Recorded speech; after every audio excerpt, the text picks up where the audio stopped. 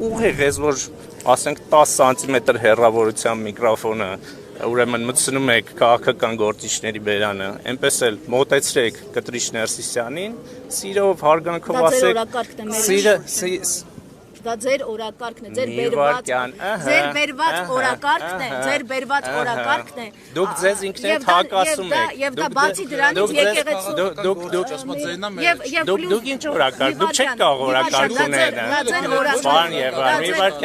է, դա ձեր օրակարգն է։ Եվ երկրորդ դա եկեղեցու ներքին խնդիրն է։ Եկեղեցու ներքին խնդիրն է, գոյություն ունի հանձնաժողով, թող իրենք որոշեն։ Հարցը տվեցիք, լսեք։ Դուք բացահայտեցիք ձեր օրակարգը։ Դուք հիմա զբաղվում եք քաղաքականությամբ, ոչ թե լրագրությամբ, որովհետև եթե հանրության նույնիսկ ամենափոքր խմբի մեջ կա հարց, կտրիչ Ներսիսյանը ունի երեխա թե չէ, դուք պարտավոր եք գնալ հարցնել կտրիչ Ներսիսյանին, դուք ունեք երեխա թե չէ, երբ որ այսքան գալիս եք ասում եք,